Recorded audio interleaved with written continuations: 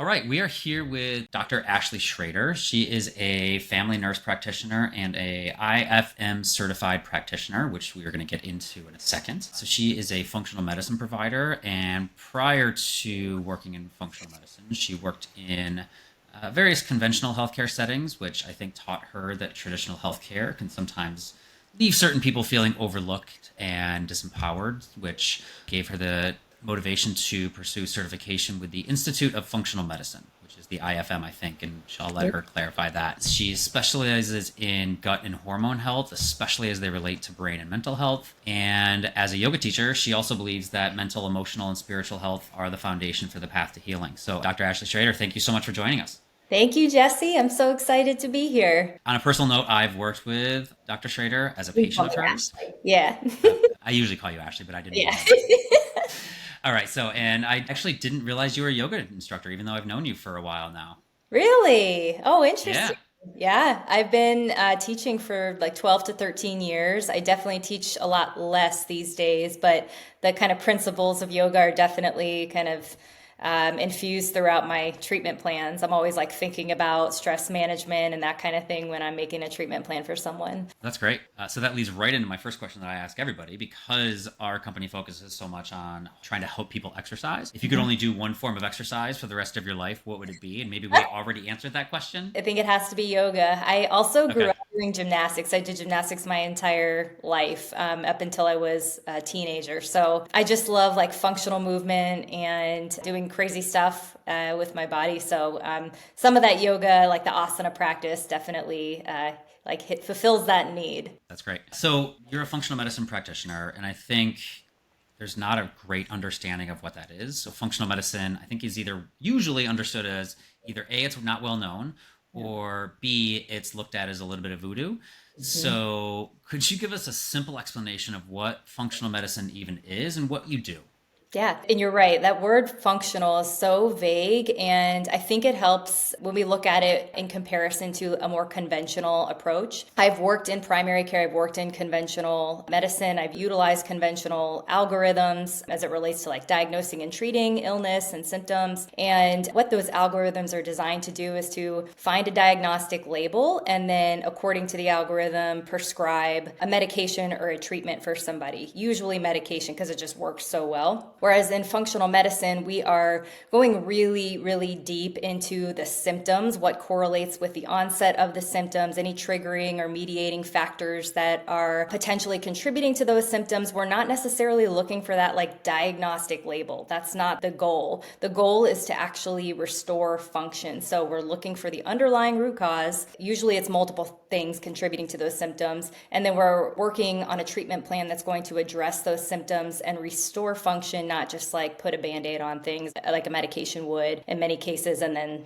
kind of send the person off. Got it. Okay. Yeah, I think that's true in physical therapy as well. The word function has become so popular that it almost doesn't mean anything. Yes. So, to help people understand a little bit, so when you say restore function, could you give us an example? Like maybe what's the most common symptom or condition or type of person you help? Yeah. So most of my patients have some form of like gut gastrointestinal symptom. So a lot of them will have like bloating or IBS and they've had it for years and they've been worked up by gastroenterology and they've basically got a clean bill of health, normal colonoscopy, and they've been offered like potentially antidepressants to help alleviate the symptoms, which usually don't work very well. So what we're trying to do is get to the root underlying cause of why they've got this IBS. Usually there's some form of like nervous system issue. Like that's one thing we really have to dig into is the nervous system, stress, and then potentially any kind of like infection or deficiency that's going on in the gut. When we work on all of those issues that are contributing to those symptoms, then we actually see a resolution of those symptoms. And ideally that patient is like able to eat all sorts of foods, including gluten, including dairy foods that kind of get demonized today. So that's a part of like the function. Being able to really go, in the case of somebody with IBS and food sensitivities, being able to go eat what you want and tolerate it well and have that improvement in mental health, which is often like those things are usually comorbid, mental health issues and IBS issues. Oh, interesting. I got a lot of follow up questions there, but how does the gut health impact the mental health or vice versa? You said they're comorbid, so that means they go together. How do they go together? Yeah. So there's kind of like this feed forward cycle that kind of links the gut and the brain. The vagus nerve, we know, it kind of links your limbic system, which is like your hypothalamus, which controls the vagus nerve, which the vagus nerve is innervating all of our major organ systems. But really importantly, it's innervating our colon. And so when motility, or the way that we move like food and bacteria, debris through our intestines, when that gets dysregulated, which commonly happens with stress, then we start to see changes and shifts in the microbiome, increased inflammation in the colon, which then contributes to some of those IBS symptoms. And then once we've got that like inflammatory process going on in the gut, then we don't absorb our nutrients as well. So what happens in a nutrient deficiency? Well, our brain is really dependent upon certain nutrients like zinc and copper and B12. And so if we're deficient in those, which are so highly absorbed in our small intestine, then we're going to see even more imbalance in our neurotransmitters, which then contributes even more to anything that's psychological. Got it. So it sounds very much like a feedback loop where the mind and brain are affecting the gut, but then the gut also affects the mind and brain, and addressing like both ends of things sounds like really important to stop that feedback loop. You got it. That's exactly right. Yeah. Okay, great. And you mentioned a lot of people you work with, IBS, chronic issues, they've had all this workup, but then you also mentioned root cause. So how is the work that you do or the testing that you do different from what most people are experiencing if they've already tried to find the root cause and nothing's come up?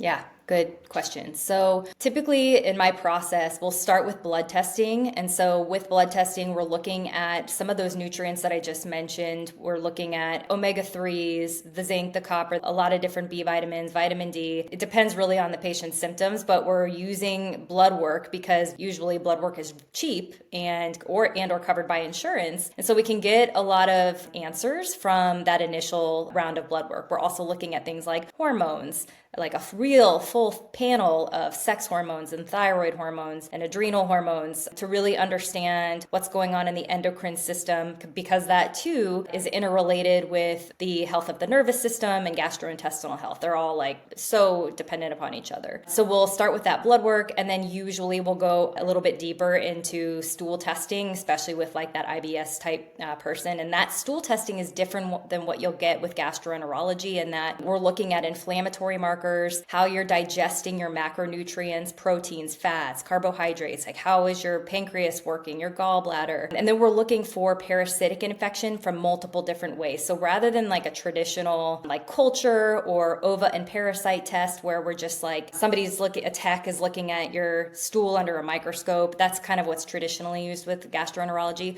We're also using PCR testing, which is actually looking for fragments of DNA from the potential parasite or bacteria that is present in the stool. And then we can also get a really good picture of the microbiome that way as well, who the players are, and if there is overgrowth or undergrowth from that lens as well. So it's just looking at the gastrointestinal system from many different viewpoints, and it's really comprehensive and gets us a lot of answers in most cases. Yeah.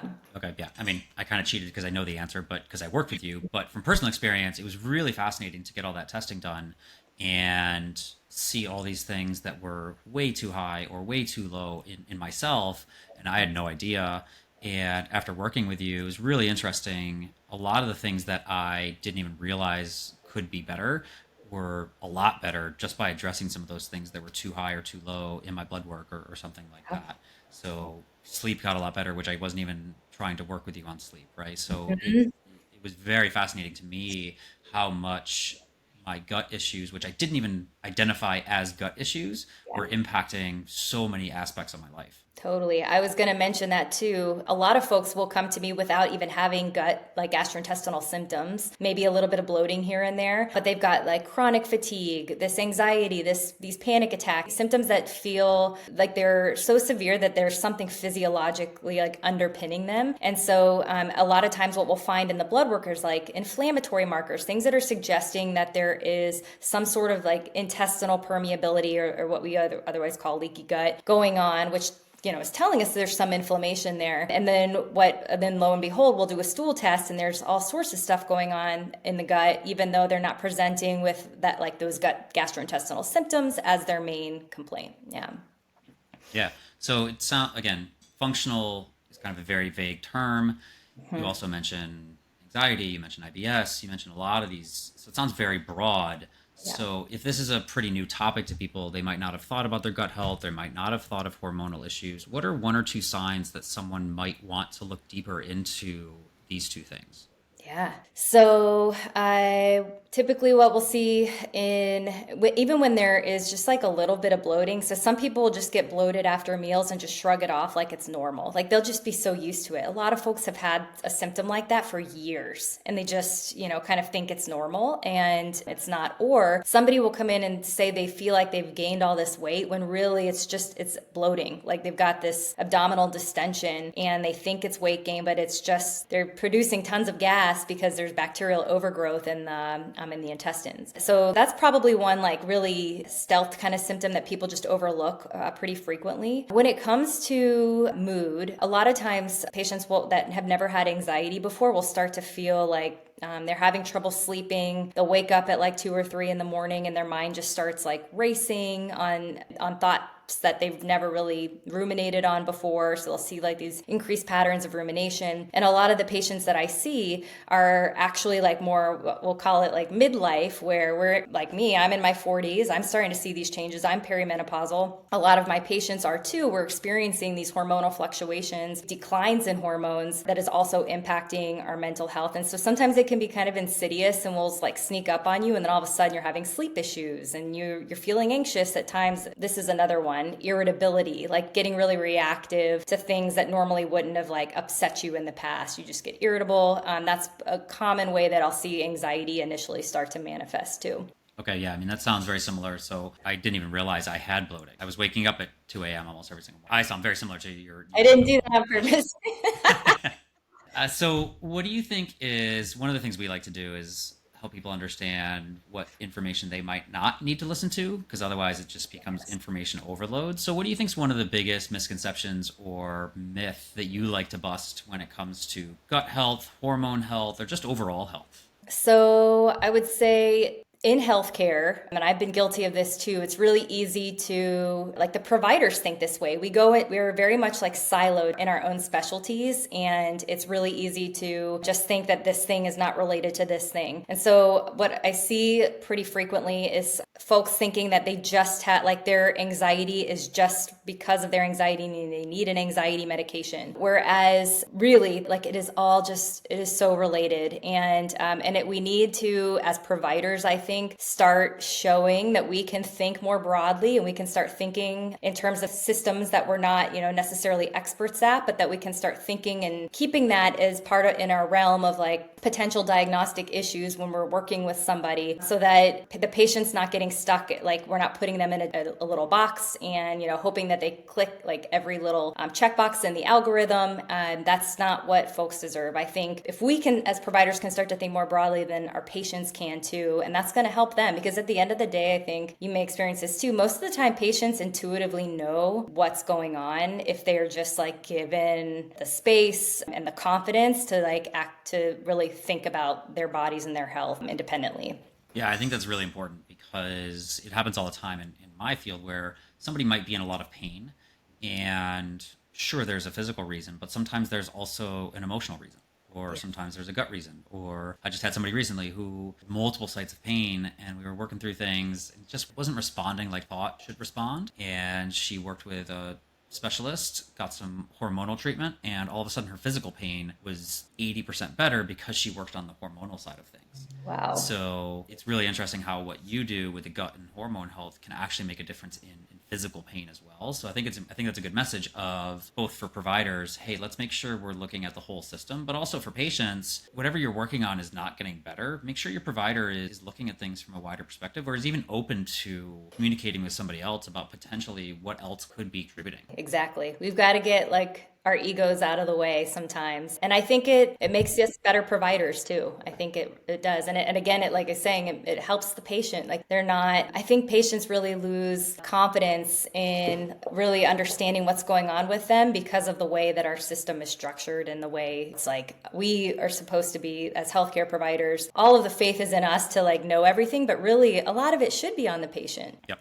Yeah. So we talked a little bit about testing. We talked a little bit about symptoms. So, what are some treatments that you use with people to? These are all very broad topics, very broad issues. What are some treatments that you often use with people to help them overcome IBS or anxiety or any of the things you mentioned so far? One of my favorite treatments that I've been recommending a lot lately is called limbic system retraining. And so essentially, the limbic system encompasses the hypothalamus, the amygdala, the kind of the fear center in the brain. And this approach uses neuroplasticity to rewire the way the brain is communicating with the vagus nerve. So, how the hypothalamus directs the vagus nerve. And so, for people who've been struggling with chronic pain, who've been struggling with IBS motility issues, it can be just a complete game changer. I've seen people with like decades of symptoms resolve their issue. Like, this was just the missing piece, was fixing that communication between limbic system and vagus nerve. So, it's really just a lot of vagus nerve work. So, that's like core, fundamental working on that piece. And then on top of that, I do use a combination of depending on what's going on with the patient, a combination of supplements and medications. I never want to like have somebody on something for the rest of their lives. That's not the goal. So really we're using these, like for example, with a nutrient deficiency, we're using that as a tool to alleviate a symptom until we can get to the cause of the nutrient deficiency. For somebody who is like me, like perimenopausal, who's got declining hormones, it's going to be a little bit different because we can't like get your ovaries to turn back on once you're postmenopausal and create hormones. We use hormone therapy, and that again, it's the root cause of the issue. Many times the symptoms are just simply related to a hormone deficiency, and by repleting the hormone deficiency, we see an alleviation in the symptoms like completely, especially as it relates to like menopause or andropause is what we call it. So hormone therapy, very common. Those are thyroid replacement therapy, same kind of approach, right? Like for some folks, they're just not going to get that thyroid function back, and so we have to replace it. Okay, great. Can we go back to limbic system retraining? Did I get that correct? Yeah, you got it. So that's not, I'm not even familiar with that term. And so Yeah. I'm assuming a lot of people aren't. So what does that look like? Yeah. Okay. So there are many different steps involved in it, but a lot of it is talking to like basically using visualization and like affirmations to talk to your subconscious essentially into believing that you are like your symptoms are not dangerous to you. So it's really interesting. I've gone through the program myself and had really like amazing outcomes. There are a few different programs that I recommend, but there are like 3 or 4 really good ones that are out there. So a lot of it is that, like really understanding that your symptoms are not dangerous and that it's just really your limbic system trying to protect you. And then you're using visualization to associate the old patterns with something new and positive. And there's also like some somatic work involved in it too. You know, you've probably seen like bilateral, just kind of like calming movements that are really soothing to the nervous system. That's integrated into it too. And it's like 10 to 15 minutes a day, and then a little bit as needed throughout the day. When your symptoms are starting to flare, you might use it. You know, you can use it in a short form, like 5 minutes per whenever you're having a flare. So it's really workable into somebody's lifestyle, especially when folks at this point who are willing to do this, they've been sick for so long, they're like, yes, I'll do anything. And it really does work very well. And so if somebody were to Google limbic system retraining, I'm sure they'd see like the programs that are out there. Yeah. That's interesting. That sounds very similar to people we work with who've been in pain for a long time. And once we do our evaluation or they've had some imaging, maybe they've had back pain for 20 years.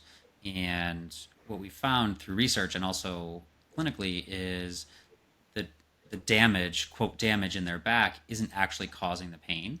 But it basically what's happened is their alarm system in their brain is a little bit more hypersensitive than it should be. So non-threatening stimulation ends up causing a lot of low back pain. So what we do is really work on building people's confidence and retraining their processing around what's actually harmful to their back and what's not. So it sounds very similar to that, where we're retraining someone's alarm system to not be so sensitive. Exactly. That's exactly it. That's amazing that you do that. And it makes so much sense that you would. That's awesome. It's the exact same thing, because the analogy I always use for people is if your pain system is basically an alarm system. So if it's working properly, when a burglar comes into your house, the alarm system goes off. But what happens in chronic pain is the alarm system starts going off every single time the dog comes in through the dog door. And so we have to retrain the alarm system, what's actually harmful and what's not. So it sounds very similar to what you're talking about with the limbic system.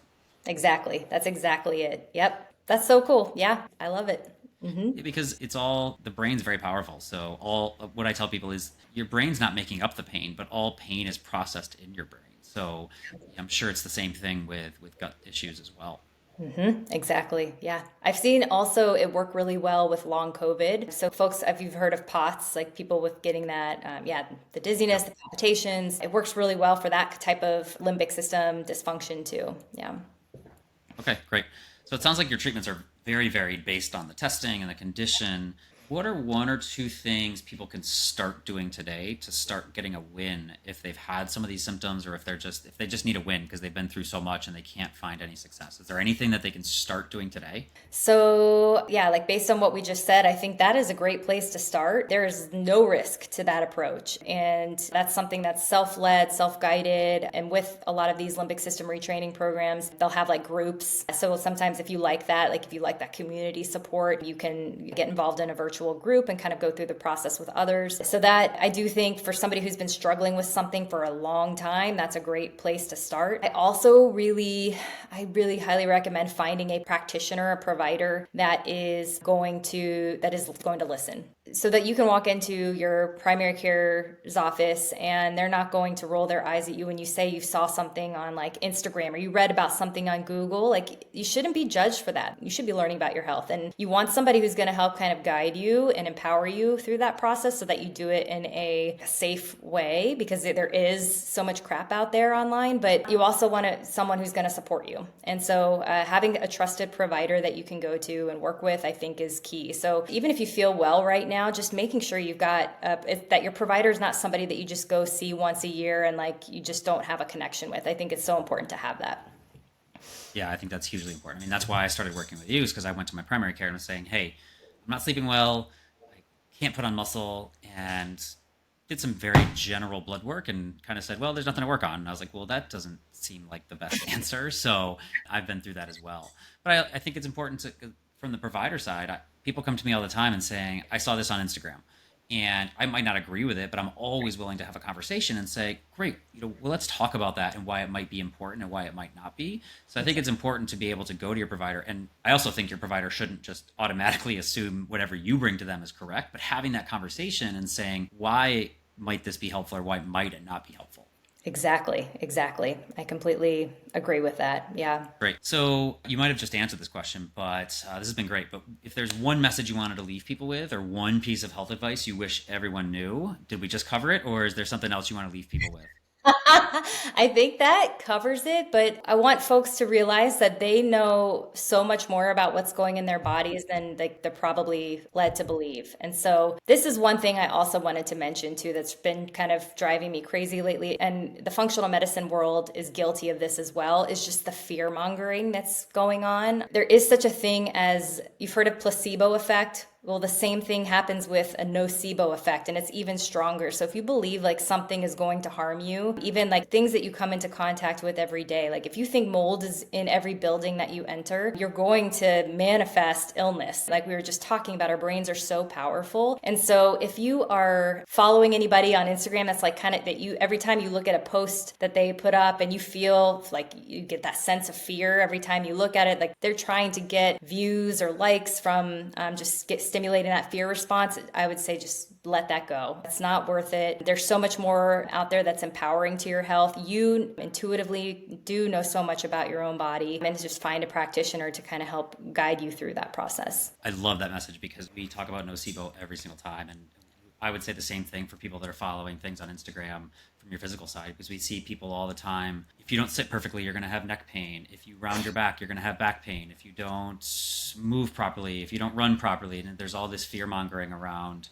If you don't do this, your body's going to fall apart. So I would just echo that message of find messages that empower you to move or live a little bit more freely rather than shrinking your world that you can only do things in a certain way. Yes, well said. That's it right there. So this has been awesome. So if people want to find out more information or want to contact you, where can people find you? My website is risefxmed.com. So you can find me there. You can email me through the website, and there's lots of information about my process there. I'm on Instagram, all that hating on Instagram, Ashley Shrader _NP. All right, this has been awesome. Ashley, thank you so much for your time, and it's great to see you again. Thank you. Same here. Bye, Jesse.